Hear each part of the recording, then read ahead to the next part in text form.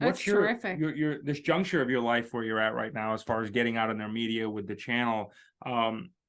How has it changed your perspective of life in general? So you went in with an intent and said, okay, well, I kind of know when I'm seeing what's going on, and I get your passion about, hey, what's going on out there with the people. But how how has this changed you?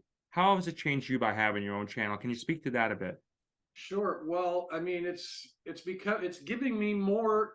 Well, just maybe back up and kind of prelude into that is I've had some, chronic medical conditions. I have, some genetic heart cardiac stuff, and so I have a pacemaker defibrillator put in, back in 2006, and it seemed to be on a 6-year cycle. And I've had two different operations or two different times now where I've had supposed to be a routine operation where they change out the pacemaker because the battery's getting low. Mm-hmm.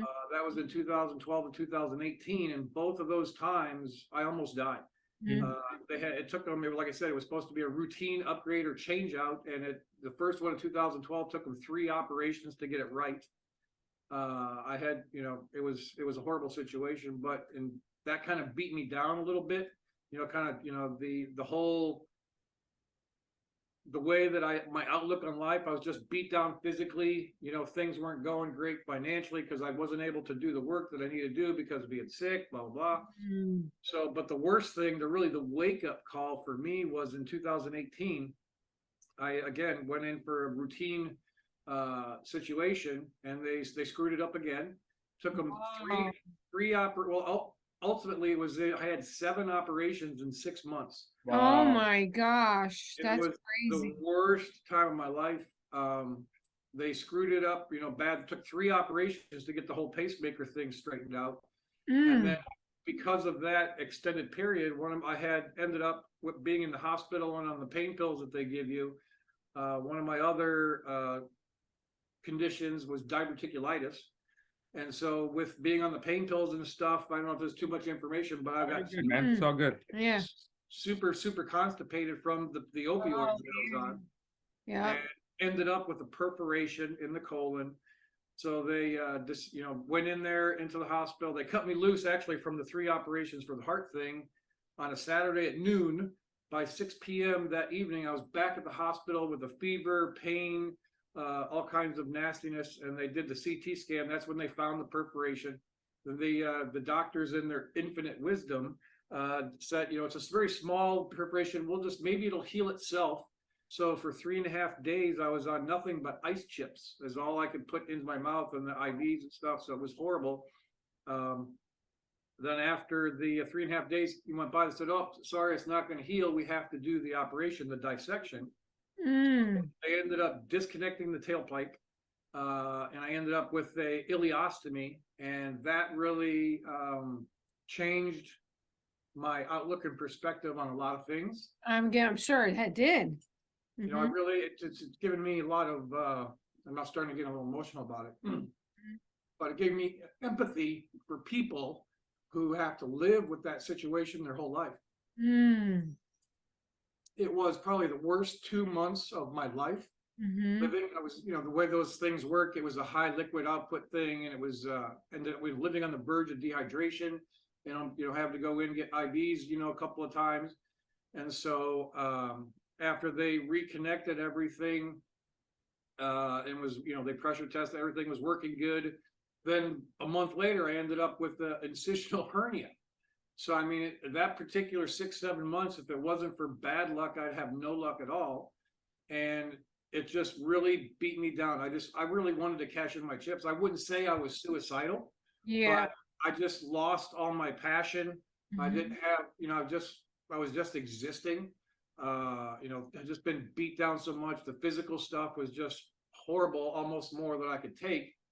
So, then, as I'm going through, then what happened with, just before the 2020 situation, we don't have to use code words here, right? We can. No, you're good. No. You're good. Yeah, you do your thing.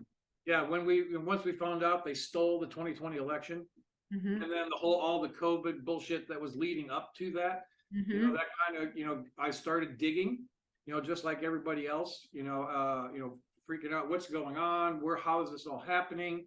So I started digging for information, And I came across the first 4 people that I came across were Kirsten W., Scott McKay, David Nina Rodriguez, and Mike Jacob. You know, pretty big hitters there as far as the, you know, the truther, you know, information sharing stuff.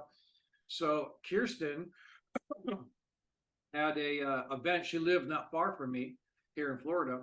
And so she had an event. I went and I volunteered for her event. We met. Our personalities really meshed. You know, we hit it off. We're very, very similar type personalities. I try to be a little, if anybody knows Kirsten, I try to be a little less abrasive than she was. She's been on the show quite a few times. Yeah, she's an acquired taste for a lot of people. Yeah. But you know, she just, you know, gave 0 Fs and, you know, just put it out there as take it or leave it. You know, she didn't really care. So it was because of her. She introduced me to Scott, you know, personally. And between those two, they encouraged me to start my own channel, get my voice out there. You know, Scott, he said specifically right to me, he said, hey, Bruce, there's people that you can reach that I can't reach, right? You know, so you need to get your voice out there. So they encouraged me to start my own channel. I did on YouTube. You know, that was back, you know, just before all the crazy censorship was happening. And so once all that stuff started, then I expanded out, you know, started the Rumble thing, because that's where all the cool kids hang out nowadays, is on Rumble. And so that's how the whole thing started. And initially it was, you know, I had developed a passion of my purpose was back. That's the kind of the main message through this whole story of my, you know, physical stuff, and then moving into wanting to save our country. And, you know, the light bulb went on. And the more I researched, the more people that I talked to within, you know, the Patriot movement, the more spiritual things got. It was kind of crazy. You know, people don't realize, you know, and I can say now, there's still way too many people that think that this whole thing is about an election or about a bioweapon thing. This is way, way, way bigger than that. You know, we're talking about the end, or that we're witnessing the dying or the death of an age of deceit and light. You know, some people call it the age of Pisces, you know, that whole thing, what we're living through now. And we're blessed enough to be a part of, to be alive, to witness and help usher in the new age of what I call of love and light. You know, some people call it the age of Aquarius. You know, so we're moving into that. And then just the spiritual stuff is just rising up in me. It's been wild. You know, the intuition, you know, some of my, you know, psychic type stuff, if you want to call it that. I just, you know things, the downloads I get, there's just crazy stuff that I know, like I know my own name that I just really should have known. It's a very strange thing to be able to verbalize and communicate to somebody unless you really experienced that. You know, so that's kind of the genesis of, you know, how all I got started and how I've grown in this past, what, to 22, so 3+ years. So I, you know, my background in the spiritual side, I, you know, came very close to being a children's pastor and the whole born again Christian thing, and then just got fed up. You know, once I realized and got involved in some of the, you know, politics and the culture, the back end stuff, you know, within the church, you know, the church, the corporate church. The corporate church. Yeah, so I just decided, hey, this wasn't for me. So I kind of walked away. And then the more research I did, and you're realizing how manipulated, you know, some of the Bible and all that stuff has been, and understanding now that not most, all organized religions are designed to divide and to keep us under control. So that's where I'm at right now. So your family saw the worst of you, and now they're seeing the best of you. So that must have made them, you know, feel really good that you were finding your passion and really, really resuscitating your life. Oh, absolutely. Very refreshing. And my wife just piped in. Yeah, very refreshing. She says in the background. God bless. That's exactly it. They saw me at my worst, you know, the lowest point in my life. And now, you know, I kind of jokingly say, I feel like I'm, you know, I'm living my best life. That's not jokingly, but I'd say I'm walking on the yellow brick road. Everything that I'm doing, you know, I'm listening to my intuition, you know, that still small voice inside. You know, if I see a little door, he opens a little door, just a crack, I walk through. You know, you got to take action for yourself.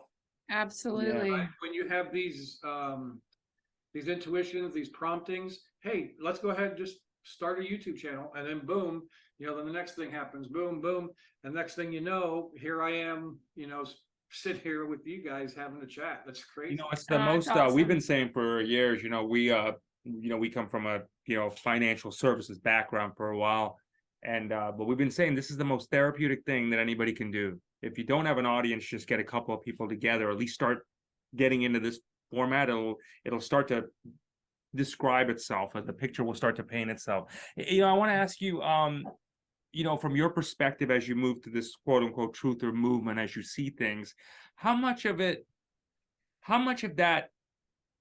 accountability needs to go to, let's call it the elite, if you would, just to use it for phrasing in terms, and how much actually goes to the people that are allowing and enabling this to happen? So in essence, what I'm asking you is, are we victims or are we willing participants? I think for the most part, it's been a little bit of both. It is part of the things I know now. I look back and it's been part of the matrix system that we're, kind of living in, or they put us in, the brainwashing, the propaganda, the constant programming. And it's like imagine the whole frog in a boiling pot situation where they just slowly turn up the heat. You can look back over decades and decades and see them slowly, chipping away at the different things and, leading us into this funnel point where, they have complete tyrannical control over us and everything we do, everything we say. I mean, the stuff we eat, the things we watch, they have control of that. And the way the system's been designed, keeping us busy, we've let some of this stuff by. We haven't been holding, our, politicians, you can call them, or, the people who govern over us, who we allegedly elected. Now we know that there hasn't really been great elections for a very long time. There's selections. Yeah. And so, that's been, the thing is we haven't held people accountable, but they have been the one kind of driving the boat, if you will. So now we're at this turning point, and there are still a lot of people that are, working in the system, and they're going to continue working in the system to feed the beast, if you will. What is your perspective? Where do you think we're going?